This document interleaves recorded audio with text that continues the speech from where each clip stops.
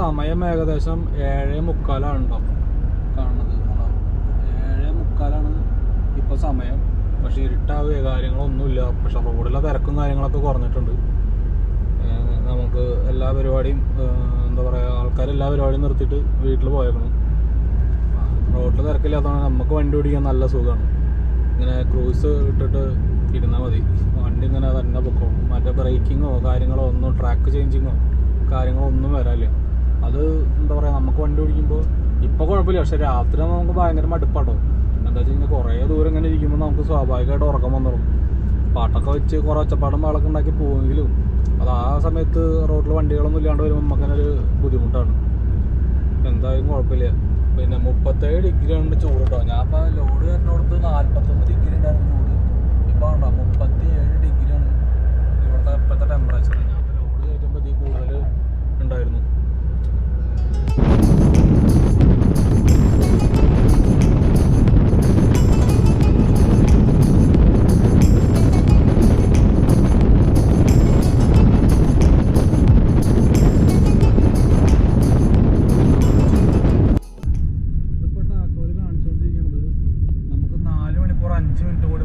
വണ്ടി ഓടിക്കാണ്ട്. അപ്പോൾ ആ 4 മണിക്കൂർ 5 മിനിറ്റിൻ്റെ ഉള്ളിൽ നമ്മൾ ഒരു 30 മിനിറ്റ് ബ്രേക്കും കൂടി എടുക്കണം. ആ 30 മിനിറ്റ് ബ്രേക്ക് എടുത്തു കഴിഞ്ഞാൽ നമുക്ക് അടുത്ത 4 മണിക്കൂർ ഡ്രൈവിംഗ് ടൈം റീസെറ്റ് ആവുള്ളൂ. അതാണ് ഈ ഇതിൽ ഉദ്ദേശിക്കുന്നത് കേട്ടോ. അതിൻ്റെ കാര്യം എന്താണെന്ന് വെച്ച് കഴിഞ്ഞാൽ നമുക്ക് അറിയാലോ, ഡ്രൈവിംഗ് ടൈം 4.5 മണിക്കൂറാണ് കണ്ടിന്യൂസ് ആയിട്ട് യൂറോപ്പിൽ ഡ്രൈവിംഗ് ടൈം ഉള്ളത്. അപ്പോൾ ആ 4.5 മണിക്കൂറിൽ നമുക്ക് 4.5 മണിക്കൂറിൽ നമുക്ക് 45 മിനിറ്റ് ബ്രേക്ക് എടുത്തു കഴിഞ്ഞാൽ വീണ്ടും അടുത്തൊരു 4.5 മണിക്കൂർ നമുക്ക് ഡ്രൈവിംഗ് ടൈം ആഡ് ചെയ്ത് കിട്ടും.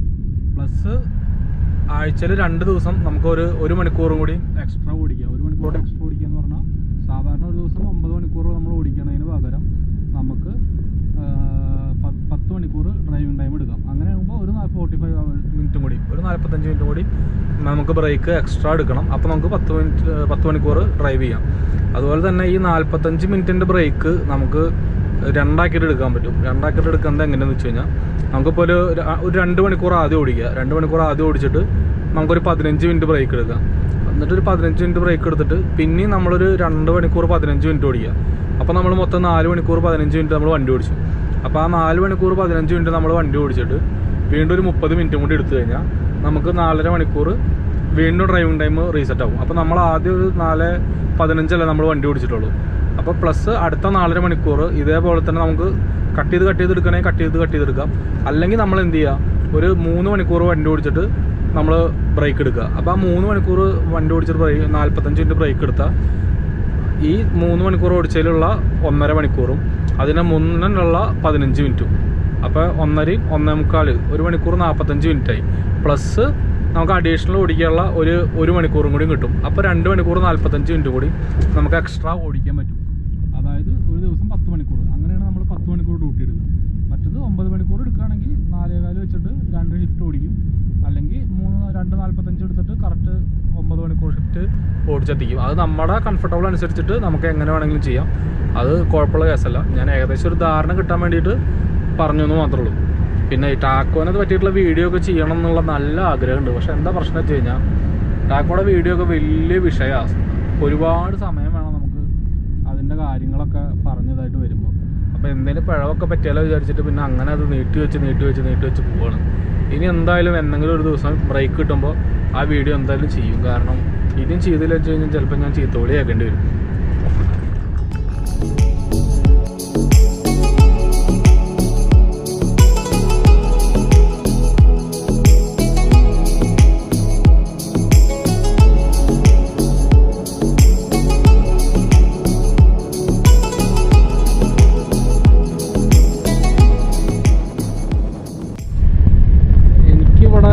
യൂറോപ്പിലിപ്പോൾ ഓടിയതിൽ അത്യാവശ്യം കുറേ രാജ്യങ്ങളിലൊക്കെ ഞാൻ പോയിട്ടുണ്ട്. അപ്പോൾ ഓടിയതിൽ എനിക്കൊരു വ്യത്യാസമായിട്ട് തോന്നിയിട്ടുണ്ട്. ഈ സ്പെയിൻ പോർച്ചുഗൽ ഭാഗം കുറച്ചും കൂടി ഡ്രൈ ലാൻഡാണ്. അതായത് എപ്പോഴും ടെമ്പറേച്ചർ കൂടിയിട്ടും പിന്നെന്താ പറയുക, ഈ പുല്ല് ആകെ ഉണങ്ങി നിൽക്കാവും. മൊത്തത്തിൽ പച്ചപ്പ് വളരെ കുറവായിരിക്കും. ഇതൊക്കെ മരങ്ങളാണ്. ഞാൻ ഇതിൻ്റെ കാര്യമല്ല ഉദ്ദേശിക്കുന്നത്. നമ്മുടെ ഈ പുല്ലുകളൊക്കെ ഉണങ്ങിയിട്ടാണ് നിൽക്കുന്നത്. പച്ചപ്പ് വളരെ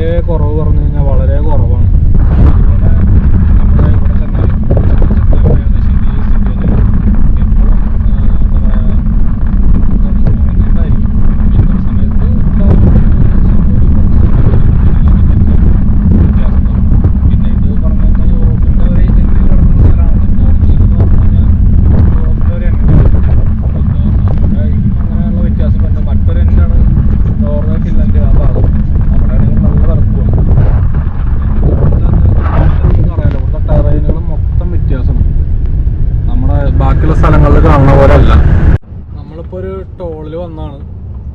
അപ്പോൾ ഇവിടെ എനിക്ക് തോന്നുന്നത് എന്തോ ഇതൊക്കെ പ്രശ്നമുണ്ടെന്ന് തോന്നുന്നു. എന്താ വെച്ചാൽ നമുക്ക് ബാക്കിയുള്ള ഗേറ്റ് വഴിയൊന്നും പോകാൻ പറ്റില്ല. നമുക്ക് ഈ ടെലിപാസ് ഉള്ള ഇത് കൂടെ തന്നെ പോകാൻ പറ്റുള്ളൂ. അപ്പോൾ അത് കാരണം ഈ സൈഡ് എൻ്റെ തുറന്നു വെച്ചിട്ടുണ്ട്. അപ്പോൾ ഇങ്ങനെ ഇത് കൂടെ അങ്ങോട്ട് പോവാം. നമ്മുടെ ഗേറ്റ് ഓട്ടോമാറ്റിക്കായിട്ട് തുറന്നു, അതുകൊണ്ട് നമുക്ക് പോവാം. കാരണം സാധാരണ നമുക്ക് ആ എൻഡിൽ അപ്പുറത്തെ എൻഡിലെ ട്രാക്കാണ് തരാറ്. പക്ഷേ എനിക്ക് തോന്നണത് ഇത് എന്തെങ്കിലും സെർവർ ഇഷ്യൂ എന്തെങ്കിലും വിഷയങ്ങൾ വന്നപ്പോൾ ഇപ്പുറത്തെ സൈഡും കൂടിയും, കാരണം ഇതൊക്കെ ടെമ്പററി ആയിട്ട് വെച്ചിട്ടുള്ളതാണ് ഈ ബ്ലൂ കളറിലുള്ള കോൺസൊക്കെ. കാരണം ഇവിടെ നിന്നാണ് ട്രാക്ക് തിരിച്ച് സെറ്റ് ചെയ്യാൻ വേണ്ടിയിട്ട്. അപ്പോൾ അത് കാണുമ്പോൾ എനിക്ക് തോന്നണത് അങ്ങനെയാണെന്നാണ്. കാരണം ടെമ്പററി ആയിട്ട് അവിടെ എന്തോ കംപ്ലൈൻറ്റ് വന്നപ്പോൾ മാറ്റി വെച്ചാണ്. നിങ്ങൾ നോക്കിയേ എന്തോരം കാഴ്ചകളാണ് നോക്കിയേ. ഇത് ഫ്രണ്ടിലേക്ക് എത്ര ഡിസ്റ്റൻസ് വരെ നമുക്ക് കാണാൻ പറ്റണമെന്നറിയാം. അതുപോലെ ഇവിടുത്തെ ഈ മൗണ്ടൈൻസും കാര്യങ്ങളൊക്കെ ഇവിടെ എന്തൊരു രസം അവിടെ കാണാമെന്ന് വെച്ചിട്ട്. സംഭവം ആകെ ഉണങ്ങി ഡ്രൈലാൻഡ് കണക്ക് കിടക്കുകയാണെങ്കിലും ഈ എന്താ പറയുക, നമുക്ക് ഇങ്ങനത്തെ ഒരു സീനറി എന്നൊക്കെ പറയില്ലേ, ആ ഒരു സെറ്റപ്പ് കാണുമ്പോൾ നല്ല രസമുണ്ട്. നമുക്ക് അങ്ങനെ ഒരു എന്താ പറയുക, അങ്ങനത്തെ ഒരു സൈഡിൽ നിന്ന് ചിന്തിക്കുമ്പോൾ. പക്ഷേ മൊത്തത്തിൽ ഈ ഉണങ്ങി കിടക്കുന്നതും ഈ ചൂടും കാരണം നമുക്ക് മെൻ്റലി ബുദ്ധിമുട്ടാണ്, ഫിസിക്കലി ബുദ്ധിമുട്ടാണ്. പക്ഷെ എന്നാലും സംഭവം ഇങ്ങനെയൊക്കെ കാണുമ്പോൾ, വണ്ടിയിൽ എ സിയും കൂടി ഇട്ടിട്ട് ഇങ്ങനെയൊക്കെ കാണുമ്പോൾ നമുക്ക് രസമാണ്. വണ്ടി നിർത്തിയിട്ടിട്ട് ഇതൊക്കെ ആസ്വദിക്കുമ്പോഴേ ബുദ്ധിമുട്ടുള്ളൂ. കാരണം എന്താ വെച്ച് കഴിഞ്ഞാൽ ഈ ചൂടത്ത് ഭയങ്കര ബുദ്ധിമുട്ടാണ് ഇവിടെ സർവൈവ് ചെയ്യാൻ. നമുക്ക് ഇടോ 40 ഡിഗ്രി 44 ഡിഗ്രി എന്താ വെച്ച് കഴിഞ്ഞാൽ ആ തണുപ്പുള്ള സ്ഥലത്തു നിന്നാണ് വരുന്നത്. ഞാൻ കഴിഞ്ഞ തിങ്കളാഴ്ച ഞാൻ സ്ലോവാക്കിയെന്ന് ഒരാഴ്ച മുന്നേ വണ്ടി എടുക്കുമ്പോൾ ഞാൻ 5 ഡിഗ്രിയിലോ 6 ഡിഗ്രിയിലാണ് ടെമ്പറേച്ചറുള്ള സ്ഥലത്താണ് വണ്ടി എടുത്ത് വരുന്നത്. ആ സെയിം സാധനമാണ് ഞാൻ ഓടി കഴിഞ്ഞൊരു വ്യാഴാഴ്ച ഞാൻ സ്പെയിനിൽ കയറിയതാണ്. കഴിഞ്ഞ വ്യാഴാഴ്ച ഞാൻ സ്പെയിനിൽ കയറുമ്പോൾ തന്നെ ടെമ്പറേച്ചർ ഏകദേശം എന്താ പറയുക 38-40 ആ റേഞ്ചിലാക്കണം. 35ൻ്റെ മുകളിലേക്ക് എന്തായാലും ഉണ്ട്. അപ്പോൾ അതാണ് നമുക്കൊരു ബുദ്ധിമുട്ടെന്ന് പറയാം. സോളാർ ബോർഡൊക്കെ ഉണ്ട് കേട്ടോ. വെയിലായതുകൊണ്ട് തന്നെ സോളാറും കാര്യങ്ങളും നല്ല അടിപൊളിയായിട്ട് വർക്ക് ചെയ്യും. വരുന്ന വഴിയിൽ ഒരുപാട് സോളാറിൻ്റെ ഞാൻ കണ്ടു. കാരണം ഇവിടെ വെയിൽ കൂടുതൽ കിട്ടുന്നതുകൊണ്ട് ധൈര്യമായിട്ട് സോളാർ വയ്ക്കാമല്ലോ.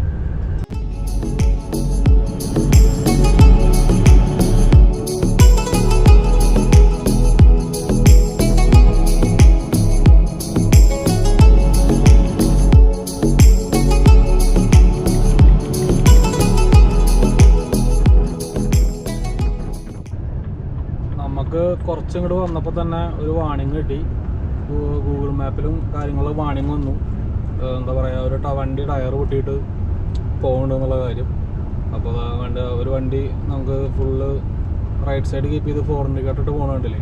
അപ്പോൾ അടുത്ത സേഫായിട്ടുള്ള സ്ഥലം നിർത്താം. അയ്യോ, ലോങ് വെഹിക്കിളാണ്, മറ്റേ 440. അതിൻ്റെ ടയർ പൊട്ടി അവനത് ഒതുക്കിയുള്ള സ്ഥലം അന്വേഷിച്ചിട്ടാണ്, SOS അന്വേഷിച്ചിട്ടാണ് പോകുന്നത്. ഇപ്പോൾ ജർമ്മനി വേറെ എവിടെയെങ്കിലും ആണെങ്കിൽ ഇഷ്ടംമാതിരി സ്ഥലങ്ങളുണ്ട്, അല്ലെങ്കിൽ ഈ റോഡിൻ്റെ സൈഡിൽ ഇവിടെ തന്നെ ഒതുക്കിയിടാനുള്ള സൗകര്യമുണ്ട്. പക്ഷേ ഇത് നമുക്ക് കാറിനൊക്കെ പറ്റുള്ളൂ, ട്രക്കിന് വീതി പോരാ.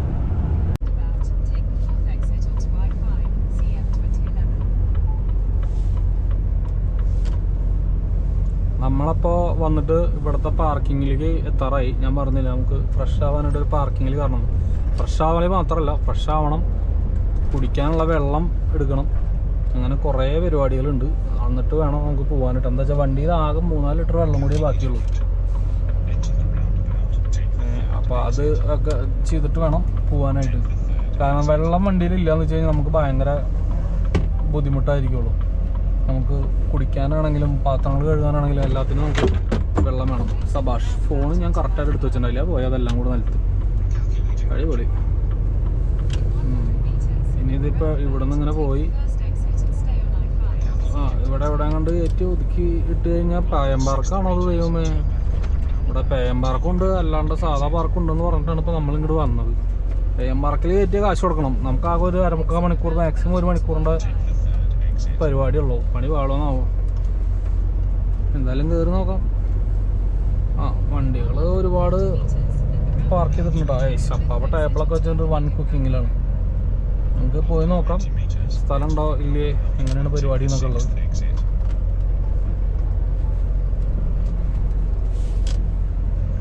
വണ്ടികളും നിറഞ്ഞിരിക്കാനുണ്ടോ. ഇതെന്താ വെച്ച് കഴിഞ്ഞാലേ ഈ മാൻഡ്രിഡ് ഈ ഭാഗമൊക്കെ ഭയങ്കര കള്ളന്മാരുടെ ശല്യമുള്ള സ്ഥലങ്ങളാണ്. അപ്പം അത് കാരണം ഇവർ എന്താ പറയുക, പേയം പാർക്കോ അല്ലെങ്കിൽ ഇതുപോലുള്ള സേഫ്റ്റിയുള്ള പാർക്കിങ്ങിലാണ് വണ്ടികൾക്കാർ കൂടുതലായിട്ട് കയറുക. അതാണ് ഇത്ര എന്താ പറയുക തിരക്കുണ്ടാവാനുള്ള കാരണം. നമുക്ക് ഇവിടെ നിന്ന് ഇറങ്ങിയിട്ട് കുടിവെള്ളത്തിൻ്റെ വല്ല സെറ്റപ്പ് ഉണ്ടോയെന്ന് നോക്കിയിട്ട് നമുക്ക് ബാക്കി പരിപാടിയിലേക്ക് പോകാം. ഓക്കെ, കുടിവെള്ളമാണ് നമ്മുടെ മെയിൻ പ്രശ്നം. നമ്മൾ വെള്ളം എടുക്കുന്നത് കണ്ടോ, ഇതുപോലെ വെള്ളം വെച്ചിട്ടുണ്ടാവും. വണ്ടി കഴുകാനുള്ള വെള്ളം വെച്ചിട്ടുണ്ട്, വേസ്റ്റ് കളറുണ്ട്. ഇതുപോലെ ഗ്യാസ് സ്റ്റേഷനാണ്. നമ്മുടെ ജനറേറ്റർ അടിക്കുന്ന സൗണ്ടാണ് ഈ കേൾക്കണത് കേട്ടോ.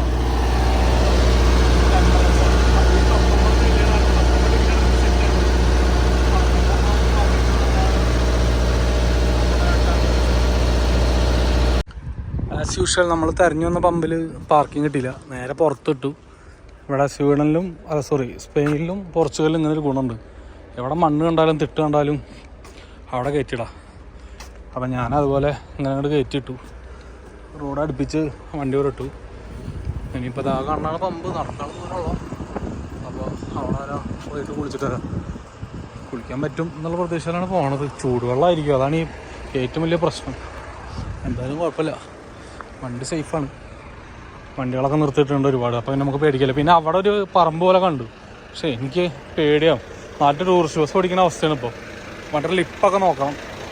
വണ്ടി അടി നല്ലോണം ഇറങ്ങി കിടക്കണ കാരണേ നല്ല ഗ്രൗണ്ട് ക്ലിയറൻസ് വളരെ കുറവായ, അപ്പോൾ അടിയൊക്കെ തട്ടും ചിലപ്പോൾ. അപ്പോൾ ഫുള്ള് അങ്ങനെ എഡ്ജുള്ള റോഡിലേക്കൊക്കെ ഇറക്കുമ്പോൾ ഭയങ്കര ബുദ്ധിമുട്ടാണ്. എന്തായാലും ഇങ്ങോട്ട് പോയി നോക്കട്ടെ.